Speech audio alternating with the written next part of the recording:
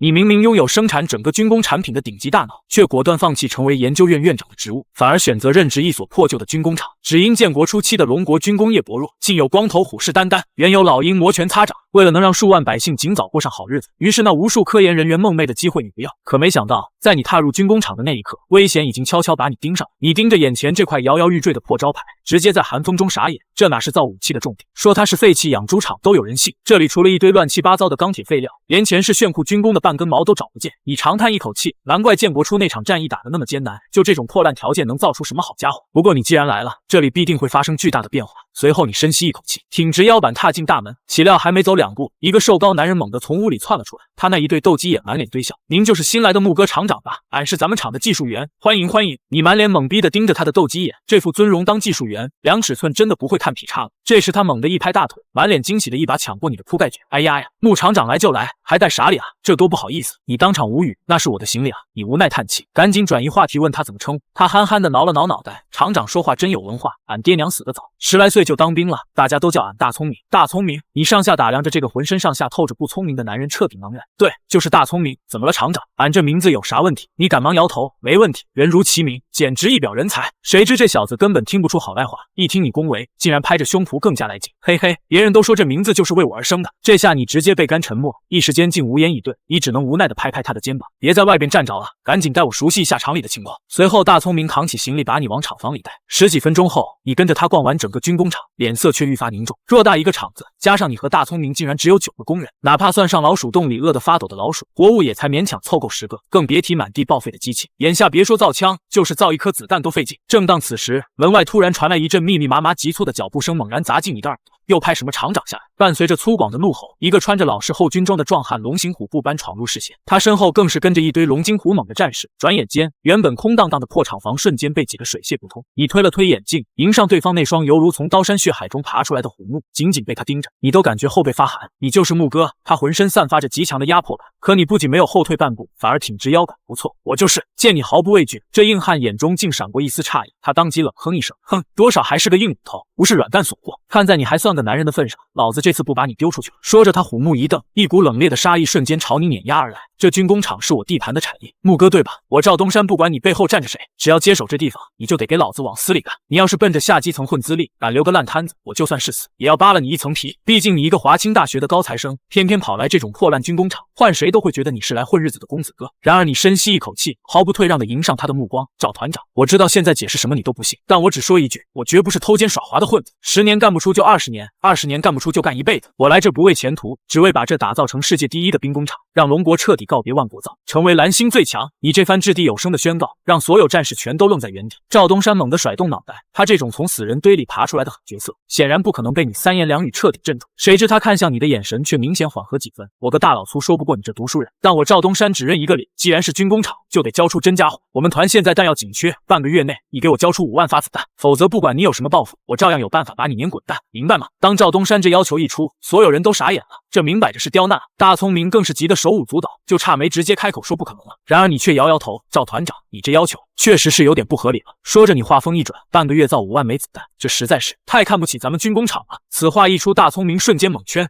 这不对劲啊！不是为难，而是看不起。他瞪大双眼，内心疯狂哀嚎：“完了，大哥你说错话了，这是太看得起咱们工厂了，好不好？”你没有给任何人的反应的机会，接着就甩出惊天一句话：“赵团长，您要的5万发子弹，我1个星期内就能造出来给你，绝无虚言。”听到你这句话，所有人脑子里嗡嗡作响，简直不敢相信自己的耳朵。1个星期，这木哥脑子没事吧？活这么久，还真是第一次见反向砍价的。大聪明心如死灰，彻底绝望。一旁的赵东山听到你这大放厥词，先是一愣，随即忍不住捧腹大笑：“好好好，木哥，你可真是初生牛犊不怕虎啊！”他语气带着一丝嘲讽：“这军令状是你立下，1个星期后我来接收子弹，你小子要是完不成，就给老子麻利点滚蛋，听到了没？”你不卑不亢地直视他：“那我要是完成了呢？”赵东山再次爆笑出声，仿佛听见了天大的笑话。要是你木哥真能在1个星期内，在这个破厂里造出5万枚子弹，就算让我赵东山给你磕头道歉，跪在地上叫你爷爷都成。他敢说出如此豪言，并非没有底气。要知道，在眼下这百废待兴的年代，5万枚子弹绝非小数字，半个月都紧。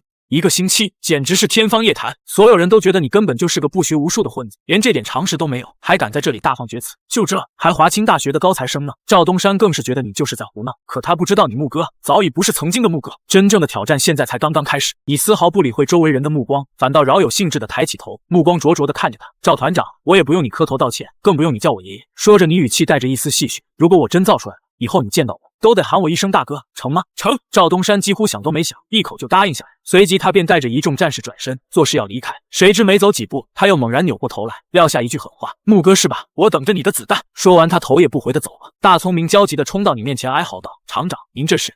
咱们这场连开工都够呛，拿什么去造子弹啊？拿命啊！”你眉头微挑，眼神中迸发出强大的自信。别人不行，谁告诉你我不行了？看到你那坚定的目光，大聪明原本慌张的心情竟也随之平静下来。你随即命令道：“别吵吵，大聪明，你先去把剩下的工人全部喊来，咱们解放军工厂准备开工了。”下达命令后，你环顾着满目狼藉的厂房，你的眼神中写满了兴奋。龙国崛起竟然是从子弹制造开始，想想也还不错。要知道，以龙国目前的工业基础，就算你真拿出G20的设计图纸，也根本造不出来。因此，赵东山提出的这个看似刁难的要求，其实正中你的下怀。5万发子弹，1个星期时间，对于同时代其他的小型军工厂而言，或许是个不可能完成的任务，但是对于掌握了21世纪最先进生产经验、子弹全套技术，这简直就是一道送分题啊！你的目光再次扫过了那破烂的厂房，一个惊天的计划正在你心中悄然成型。半个小时后，解放军工厂的8位工人已经全部到齐。他们或许没什么文化，也不懂太多大道，但对新生龙国的热爱绝对不容任何人质疑。正是这样一群最可爱的人，才为你的前世创造了美好生活。穆厂长，咱们军工厂真的要开工了吗？咱们真的能够造出子弹吗？太好了，俺们在后边多造一些子弹，前面的兄弟也能少流一点血啊！面对耳边稍微有些喧闹的声音，你脸上没有露出半点不满，反而重重的点头。当然，只要大家伙听我安排，以后咱们不光能造子弹，就连坦克、飞机，甚至蘑菇弹咱们都能造出来。好，穆厂长，俺们相信你。对，俺们相信你。很快，在你井然有序的安排下，原本残破不堪的军工厂内，工人们立刻忙碌起来。他们迅速清理着被损坏的机器，并将其小心地放进仓库，紧接着开始清点工厂内剩余的材料。然而，你却发现建国初期的钢材水准似乎差得有些离谱。想要造出合格的子弹，这批钢材看来还得重新淬炼一番啊！而且子弹的生产线也得尽快搭建起来。这一切说起来困难重重，但是对于脑子里装着现代技术，简直不要太轻松了。约莫2个小时功夫，一个简易的淬炼炉便在你指挥下被造好了，子弹的生产线也被工人们以惊人的速度搭建了起来。打开机器，随着你一声令下，工人们瞬间干得热火朝天，伴随着轰隆隆的声响，这条子弹生产线就这样奇迹般的运转起来。顷刻间，所有人的心都提到了嗓子眼。当一枚枚金黄色的子弹缓缓从履带上滚落时，所有人的心情也紧跟着激动到了极点。真是子弹，厂长，你实在是太神了，居然真把子弹给造出来了！大家互相抱在一起，欢呼雀跃着，每个人的脸上都洋溢着发自内心的自豪笑容。你见状却笑着摇摇头，打趣道：“瞧瞧你们这点出息，不就是造个子弹吗？就傻乐成这样？你故意逗他们，将来要造大炮，岂不是比娶媳妇还高兴？那肯定啊！”大聪明想也没想，立刻拍着胸脯。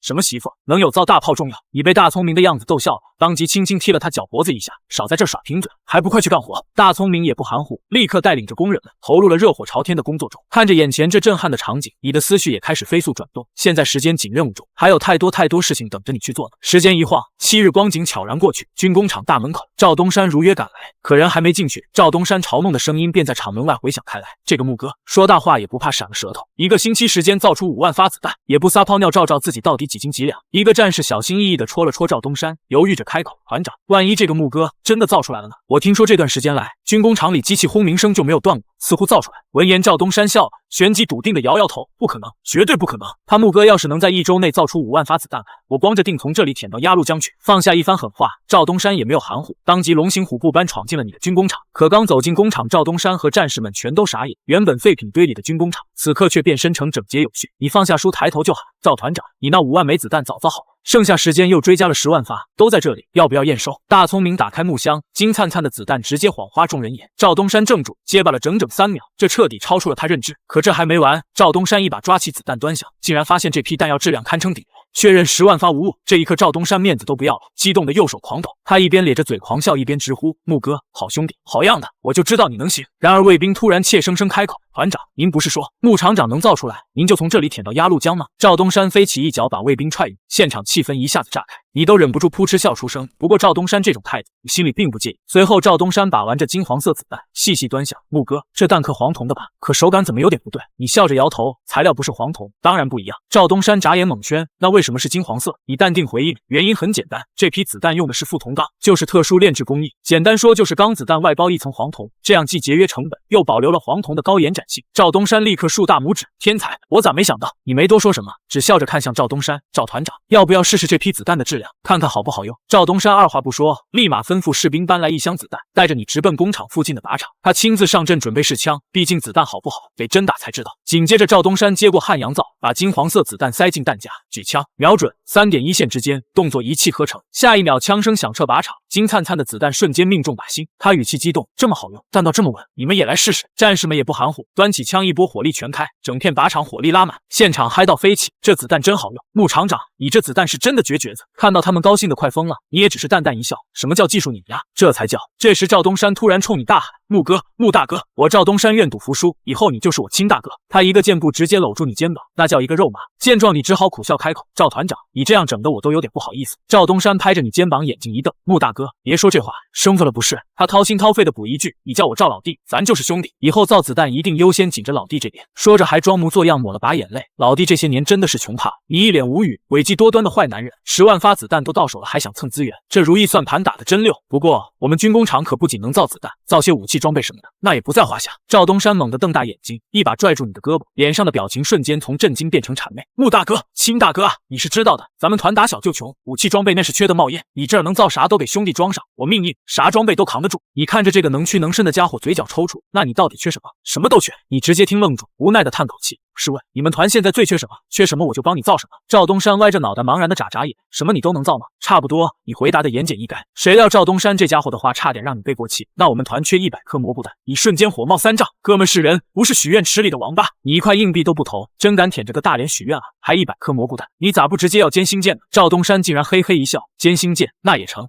你没好气的白他一眼，这家伙简直是想上天。其实对你而言，造蘑菇弹的技术并不难，但以目前的科技水准，强行硬上确实不够成熟。赵东山见你真急眼，赶紧尴尬的挠挠头，穆大哥，老弟刚才跟你开玩笑呢，这样你给我造100挺歪把子机枪吧，咱团的火力还是不够猛。歪把子机枪，你心里冷笑一声，那玩意造型故障率奇高，简直是垃圾中的战斗机。可在此时龙国军人眼中，这居然也是难得的重火力。不过既然是你出手，就绝不可能造这种烂货。咱龙国军人要用就用最好的100挺机枪对吧？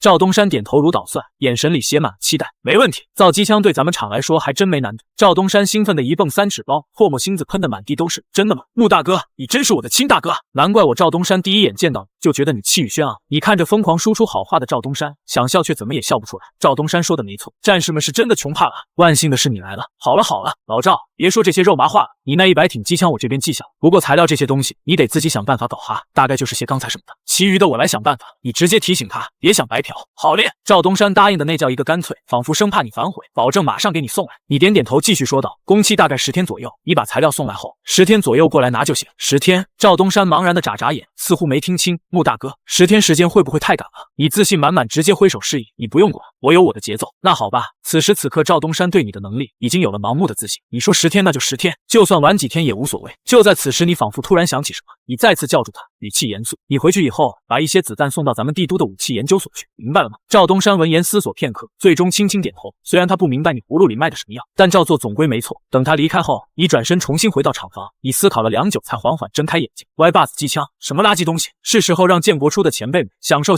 后辈们的快乐。然而就在你这边搞得风生水起时，千里之外的第3武器研究院却因为你送去的一批子弹彻底炸开了锅。此刻武器研究院办公室内，老专家周伟长正对着一张重机枪手绘图纸眉头紧锁。就在这时，助手小李拿着一个牛皮纸信封走了进来。周老，有个军工厂寄来一封信，说是有技术突破。然而周伟长却浑然不觉，依然沉浸在图纸中，直到1个小时后，他才揉了揉酸涩的眼睛，随手拆开那个信封。竟然是一颗子弹。周伟长愣了一下，心想一颗普通的子弹能有什么技术突破？然而当他戴上老花镜，将子弹凑到灯光下观察的瞬间，瞳孔竟猛然扩张，整个人就像被雷击中一般，直愣在原地，嘴里喃喃自语，这怎么可能？竟然是覆铜钢技术。周伟长猛地站起身，这项技术竟然真的有人能实现。此刻这位泰斗的眼中写满了无法言喻的震撼。天才，这绝对是绝世天才的手笔。小李，快进来！周伟长死死抓着信封，声音都在发颤。这一枚子弹到底是谁寄来？他死死攥着那枚子弹，仿佛握着一件稀世珍宝。这是老鹰的技术，还是北边熊大的产物？助手小李挠了挠头，周老，这不是国外的，这是国内一个军工厂的小厂搞出来的。周伟长猛地愣住，声音瞬间拔高，你再说一遍，这竟然是咱们龙国人自己钻研出来的成果。小李接下来的话更是让这位泰斗彻底坐不住。对啊，那个破烂工厂的厂长叫木哥，还是一个华清大学的顶级高材生，用3年就修完了4年的全部课程，年年稳坐全校第一。可他竟然放弃了国家分配的大好前程，偏偏主动请缨去接手那座已经报废的旧工厂。闻言，周伟长激动到手抖，眼中满是发现沧海遗珠般的狂喜。天才，这绝对是国之大才啊！木哥这种放弃高官厚禄、扎根基层的鸿鹄之志，加上这惊天伟地的科研手段，简直是龙国的希望。在这个百废待兴的时代，周伟长绝不允许这颗明珠蒙尘。小李，立刻准备车辆，安排行程。无论如何，我也要亲眼见一见这个木哥。与此同时，你正埋头钻研空天发动机原理，可耳边猛然响起急促的敲门声。你心里嘀咕，难道是赵东山那家伙来拉货？可这粗鲁汉子什么时候学会讲礼貌了？你带着疑惑一把推开房门，瞬间整个人僵在原地。门外站着的不仅不是老熟人，竟然是一位英武不凡的军装汉子，身后还跟着3位气度不凡的老者。还没等你想明白，中年军官一把攥住你的手，木哥同志，总算找到你了，我是师长王立勤。你猛地挺直腰杆，立刻敬了一个标准的军礼。王立勤却豪爽摆手，侧身介绍身后几位，每一位竟然都是龙国武器界的泰斗人物。研究所所长周伟长，材料学巨擘郑清，还有机械系院长钱训，这3位国宝级专家大老远跑来，指名道姓就是要见你。瞬间明白，看着镇长定是看到了那枚寄出去的字。你侧身将几人请进厂房，谁知3位老教授一进门，就像刘姥姥进了大观园一样，眼神里全是新奇与震撼。他们根本无法想象，这个破败不堪的旧厂房竟然能诞生这种划时代的突破。周老此时颤抖着拿出那枚金灿灿的子弹，目光死死锁定木哥，这枚子弹真的是在这里造出来的吗？你迎着老人的目光，语气坚定地吐出一个字：对。3位老先生面面相觑，眼神中的狂喜几乎要满溢而出。郑老语气极其诚恳，说话的声音甚至都在颤抖。能带我们去看看制作流程吗？这项技术对龙国真的太重要了。你看着前辈们满眼的期盼，当即侧身引路。当然没问题。你深知一个人的力量终究有限，唯有集体的火种才能点亮整个龙国。只有让这核心技术汇集4万万同胞，龙国才能真正从骨子里站起来。你领着众人走向生产线，此刻锻造炉瞬间喷涌出炽热红光，各种原材料被精准投放。仅仅过去数分钟，一大块成型的副铜钢竟然直接呈现在众人眼前。这一幕让在场的科学家们瞬间失神。周老惊呼出声：不是，就这，竟然这么简单！他原以为这种开创性材料需要无数繁琐步骤，谁知效率竟如此恐怖。泰斗郑老更是顾不得身份，斜着脑袋想把锻造炉看个透彻，谁料这一看，差点没把他的下巴惊掉。这种高温锻烧的增温方式闻所未闻，炉体结构更是先进到令人头皮发麻。木哥，你简直就是个妖孽天才！面对几位泰斗由衷的赞叹，你却只是笑着摇摇头。我从不是什么天才，真正的天才是千千万万勤劳的人民，是那些默默奉献的科研人员。你的肺腑之言瞬间让在场所有人动容，让几位老教授肃然起敬。周老长叹一声，却面带欣慰，江山代有才人出，新龙国有小木你这样的栋梁，我们这些老家伙也终于能安心了。可角落里一直沉默的钱训教授终于鼓起勇气开口，声音里带着几分忐忑。这项副铜钢技术对国家发展有着无法想象的意义，所以说着钱训教授欲言又止。你一眼看穿了他的心思，微微一笑，钱老，您是想要我把相关技术都拿出来吧？钱训教授愣了一下，随后用力点头，他急忙补充道，当然，这些都是你辛苦钻研的成果，龙国一定会给你补偿的。谁料你大手一挥，斩钉截铁地打断了他，什么补偿不补偿的，国家先有国后有家，这个道理我木哥明白。紧接着你语气一转，抛出了一个重磅消息，钱老，还有各位，关于副铜钢子弹制作的所有资料和各项数据，我早就已经准备好，就算您不提，我也会主动拿出来的。既然这项技术能够帮助到国家，我就没有藏私的道理。此话一出，全场震惊，所有人再次怔住，早就准备好了。这岂不是说木哥从一开始就没打算为自己保留任何技术成果？王立勤这样的一师统帅都忍不住心头狂震。要知道多少人把爱国挂在嘴边，你却用实实在在的行动践行诺言。凭着如此重要的技术，你能在科学界占据一席之地，然而在国家利益面前，你却丝毫没有藏私的打算。光是这一点就足以让90%的人望尘莫及。好，太好了！周老再也控制不住情绪，激动的鼓起掌来。小木，龙国有你，当真是龙国之幸啊！在场所有的人看着你，那是越看越顺眼，他们仿佛在你身上看到了曾经那个一腔热诚为国奉献的自己。你招呼大聪明启动机器，伴随着震耳欲聋的轰鸣声，生产线开始飞速运转。首长，这套专门搭建的机械化生产线效率能提升70%。王丽琴惊的下巴差点掉在地上，眼珠子瞪得滚圆。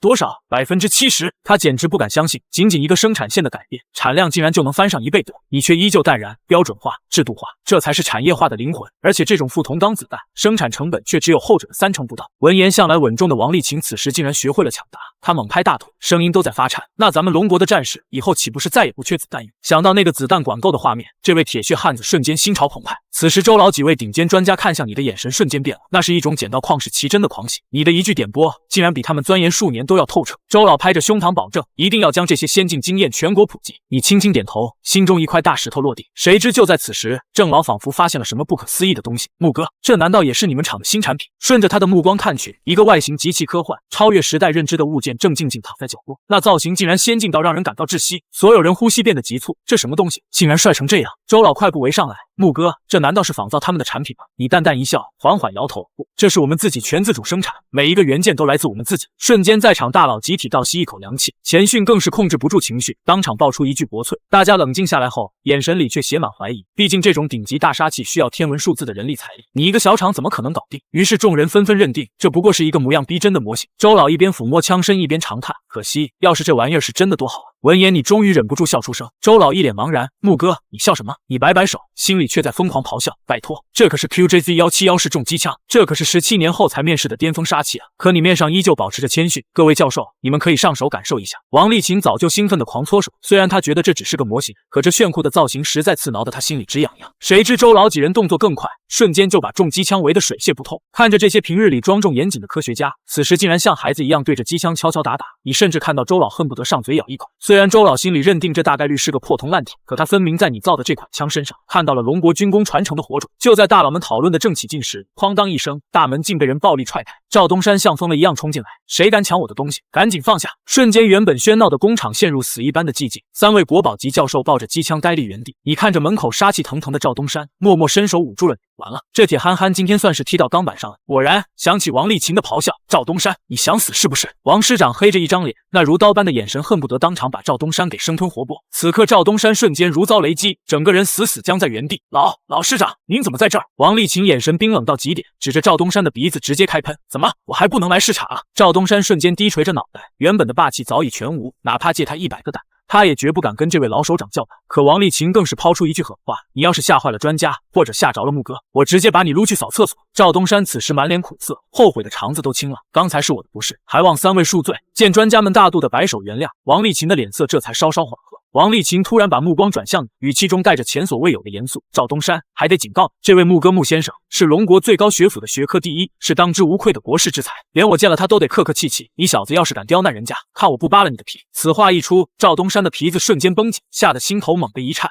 老师长，冤枉啊！天大的冤枉！我跟木哥那关系老好了，10天前我还认了他当大哥，我怎么可能刁难我大哥呢？然而王丽琴根本不信，他当即冷冷瞥了赵东山一眼，接着目光转向了你，小穆，你说，我绝对信得过你。这个赵东山说的是真是假？话音刚落，赵东山也急切地望向你，目光中充满了祈求。穆大哥，你说句话。你轻轻点了点头。首长，老赵说的都没错，我们之前确实有些矛盾，但后来已经化干戈为玉帛，他也的确认我做大哥了，您就别吓唬老赵。闻言，赵东山立马投来感激的目光，心中狂喜，好兄弟，一辈子。看到你点头，王丽琴紧绷的表情也终于松缓下来，没有矛盾就好。小穆啊，咱们师虽然条件不好，但心绝对是向着你的，以后你有什么条件尽管提，谁要是敢欺负你，你直接联系我帮你出头。你不是那种扭捏的人，当下就爽快英语。很快，众人的目光再次聚焦到那重机枪上，周老几人仔细抚摸着冰冷的枪身，脸上写满了赞叹。光看这材质和工艺，它绝对能称得上是精品。然而钱迅教授却突然皱眉，可是这上面黑乎乎的涂层，除了增加重量，到底有什么用？难道纯粹是为了美观吗？说着，钱迅仿佛灵光一闪，猛地看向周伟长，老周，你们3所最近不也在研究重机枪吗？听说还是你亲自操刀，现在进展怎么样了？周伟长闻言却苦笑着摆手，嗨，哪有那么容易？咱们所的重机枪还在研制阶段，连图纸都没敲定。他叹了口气，继续道，重机枪的研发每一步都难如登天。他说到这又把目光转向小穆，你这能把模型做到这个程度，已经非常让人惊喜了。至于性能嘛，根本没办法保证，毕竟科技这种东西可不能平地起高楼啊。众人纷纷点头，深以为然，毕竟他们都是龙国顶尖的科学家，太清楚当下龙国的科技有多薄弱。可只有赵东山看向你的眼神却充满了古怪，因为他清清楚楚记得你曾亲口告诉他，造重机枪这玩意儿有手就行了。就在此时，周老突然抬头看向小木，你这台重机枪的模型大概花了多久时间？你环顾四周，无奈的挠了挠头，大概10天吧。不过这可不是什么模型，这就是一款货真价实的、性能炸裂的现代化重机枪。话落瞬间让整个场中鸦雀无声，所有人脸上的笑容凝固，眼神里写满了不可思议。尤其是周老，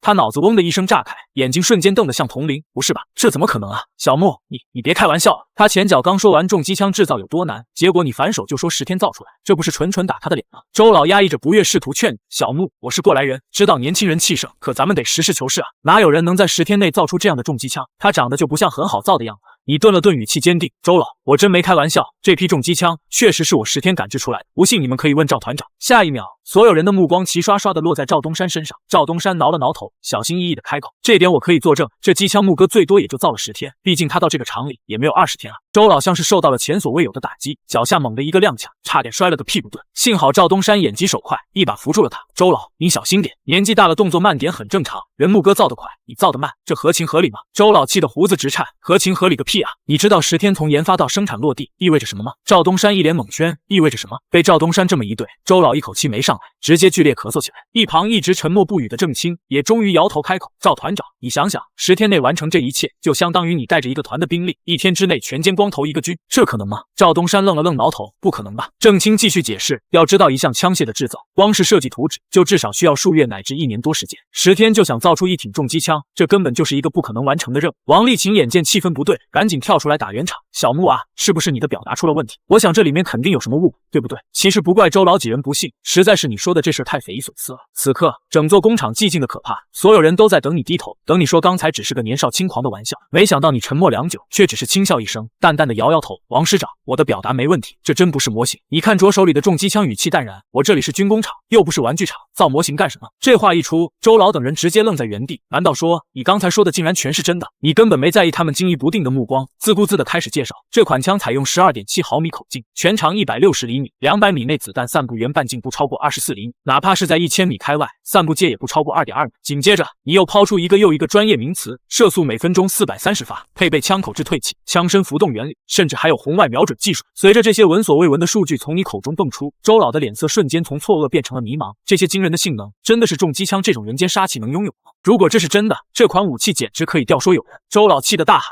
不可能，绝对不可能！他这辈子见过的枪没有1000也有800，却从未听过如此离谱的数据。他猛地看向你，语气极其严厉，木哥，你这数据太荒唐。最让他无法接受的是，如此恐怖的精度，竟然还兼顾了远超常理的射速，这哪里是重机枪，这简直就是未来科技产物。周老感觉自己的智商受到了极大侮辱，猛地抬眼冷冷瞪向木哥，我怎么也没想到，你竟然是这样一个哗众取宠之人。科学不是玄学，更不是科幻小说，你对待科学竟然没有半点敬畏之心。周老气得浑身发颤，冷哼一声，挺直腰杆就要拂袖而去。不仅是周老，连一旁的钱老和郑老也连连叹气，望向你的眼神里满是浓浓的失望。眼看周老就要跨出门槛，你清澈的声音猛然响起，周老，难道别人做不到，您就笃定我也做不到吗？此话一出，周老身形猛地一顿，头也不回的反问，不然呢？你直视他的背影，字字铿锵，这个世界上的不可能，不就是用来被打破的？你深吸一口气，眼神坚定如磐石，周老，请给我一个机会，是骡子是马，拉出来溜溜。如果这枪达不到我报的数据，我木哥随您处置。这番话像重锤一般砸在周老心头，他缓缓转过身，竟从你身上看到了当年那个毅然归国的自己。沉默良久，周老终于点点头，好，我就再信你一次，希望你能证明是我老头子跟不上时代。你果断扭头，冲着一旁的赵东山大喊，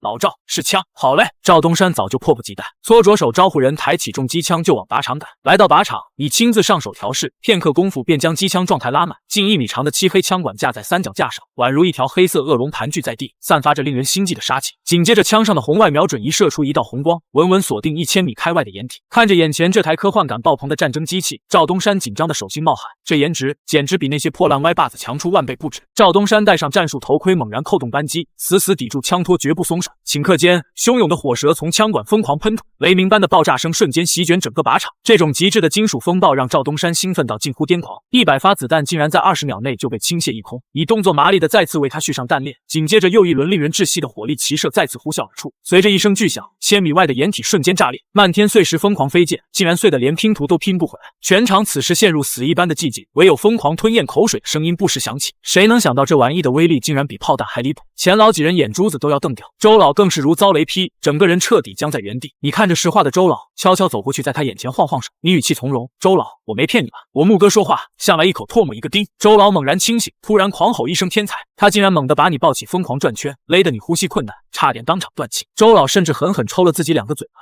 这才敢相信眼前的一切不是幻觉。此刻他看向你的眼神里，先前的质疑消失无踪，取而代之的是近乎膜拜的狂热。与此同时，王丽琴几人眼睛冒绿光的扑向重机枪，赵东山正扶着枪把，一脸难为情，以为大家在关心他累不累，岂料王丽琴飞起一脚将他踹飞3米远。他瞪着眼怒骂：“滚一边去，别妨碍我跟宝贝疙瘩亲热，站着茅坑不拉屎！”此刻刚才还文质彬彬的国宝级大佬，竟然撸起袖子像菜市场砍价的大爷一样疯狂推搡。猛然间，周老也撒丫子冲进战局，口中狂喊着：“谁敢抢老子的宝贝就跟谁挤！”郑老却冷笑一声，死死拽住枪管不撒手。见此情形，你站在一旁无奈扶额，这场面简直离谱到家。可你实在看不下去，轻声开口：“各位先别抢，这玩意儿我这多的是。”紧接着你随手推开身后的仓库大门，瞬间全场鸦雀无声。上一秒还在拼命肉搏的几人，脑子猛地陷入一片空白。仓库里竟然密密麻麻堆满了重机枪，视觉冲击力强到让人头皮发麻。谁家好人样枪还没定型，就直接手搓出100多挺，气氛陷入诡异的尴尬。钱老最先反应过来，有些心虚的放下3脚架，紧接着众人纷纷收手，竟然还倒打一耙。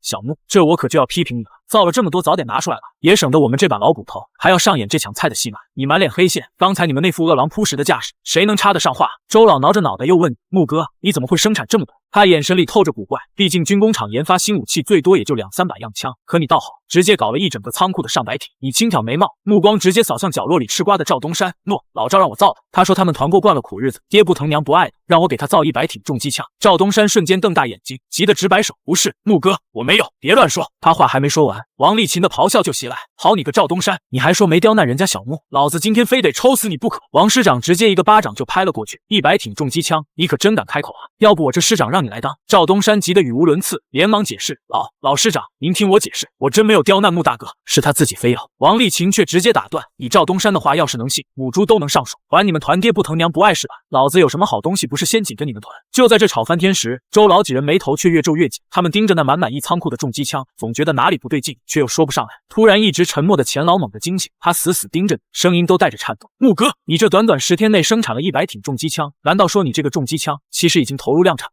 你云淡风轻的回应：“对啊，我连生产线都已经搭建好了，这款枪已经进入量产阶段好长一段时间了。”此话一出，整个仓库瞬间鸦雀无声。10天时间造出一款性能吊打的重机枪就算，竟然连生产线都搞定，甚至已经量产了。这一刻，周老他看看你，再看看那满满一仓库的重机枪，内心复杂到了极点。他辛辛苦苦大半年，带着专业团队，花费巨大人力物力，连图纸都没敲定。可你呢，仅仅10天，带着一群虾兵蟹将，直接把新式重机枪的设计、测试、量产一条龙全搞定，性能还嗷嗷抢。周老甚至觉得呼吸都要停滞，而且你竟然还是一副理所当然的表情，货比货得扔，人比人得死。他在你面前甚至开始怀疑，到底是自己老的不中用，还是你根本就是个变态。面对众人异样的目光，你内心却毫无波澜。如果条件允许，你也想循序渐进的拿出技术，不至于表现得这么惊世骇俗。可是留给你的时间真的太少，因为仅仅4个月后，那场惨烈的战争也将拉开序幕。想到这，你眼神愈发坚定，清朗的声音再次响彻整个工厂：“诸位，这款重机枪除了刚才看到的作战性能，其实还有一个最核心的优势。”闻言，众人瞬间面面相觑，表情写满不可思议。这枪的火力已经足够逆天，竟然还有更厉害的杀招。周伟长更是屏住呼吸，哪怕再给他30年，他也造不出这样牛掰的武器。偏偏在你口中，这还不是他最强的优点。指着机枪，语气平淡，却投下一枚重磅炸弹。它的重量轻得离谱。钱老和郑老满脸疑惑，轻也算优点。可周伟长猛然意识到什么，他瞪大眼睛冲到跟前，用力一抬，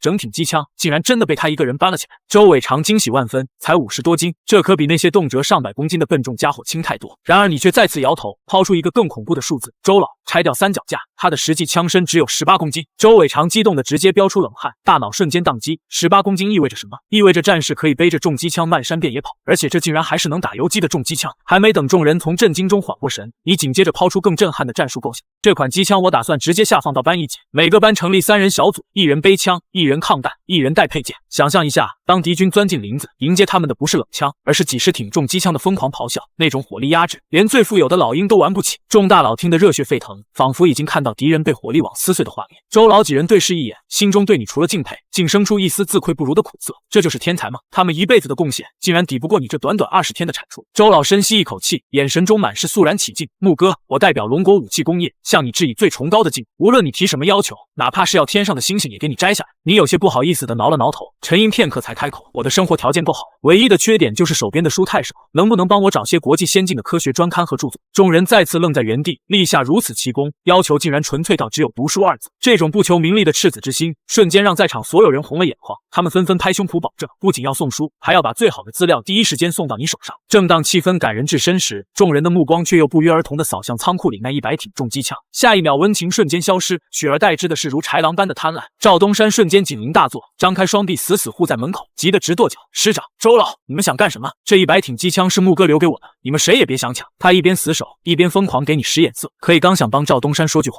王丽琴的咆哮声就猛地在耳边炸开。赵东山，你的想死是不是？你一个团就拿100挺机枪，是不是想造反？我看我这师长还是你来当。闻言，赵东山瞬间像个双打的茄子，整个人彻底蔫下身去。你在一旁看着这个土匪碰上土匪坨子，终于没忍住，直接扑哧一声笑出声。王丽琴转头狠狠瞪了一眼没出息的赵东山，接着把目光投向你。这100挺机枪由我来分配，小木，你没意见吧？你轻轻点头，毕竟这位可是你的顶头领导，由他分配自然最稳妥。赵东山听到你同意，眼里原本熄灭的光竟然又噌的一下重新亮起。他满心欢喜的以为老师长终究还是疼自己，然而下一秒王丽琴的一番话却让他如坠冰窟。这100挺里面你就分5挺啊？赵东山猛然瞪大双眼，满脸不可置信。师长，这不公平啊！王丽琴立刻冷冷一瞥，你要是再敢大叫，就1挺都不给。赵东山整个人再次萎下身去，5挺就5挺吧，老师长您说了算。见状，王丽琴哼了一声，像只斗胜的公鸡，那神情仿佛在说，小样，我还拿捏不了你。处理完赵东山，接下来才是重头戏。3位泰斗目光齐刷刷投向王丽琴。王丽琴思索片刻才开口，各位，现在还剩下95挺机枪，我提议50挺机枪归军队统一调度，毕竟大家也知道咱们军队压力还是很大的。至于剩下的45挺重机枪，你们3家研究所一人15挺，如何？话音刚落，现场瞬间陷入一片寂静。周伟长率先开炮，他指着郑老就问：老郑，你一个搞材料的，要15挺重机枪干什么？这不是暴殄天物吗？我看你们材料所拿10挺就够了，毕竟我们才是正经的武器研究所，拿20挺才合情合理。郑老当场炸毛：周伟长，少在这里放屁！你们3所就比咱材料所高贵，没有基础材料科学，你小子啥都造不出来。周伟长却摊手：我不知道。转眼间，一众科学大佬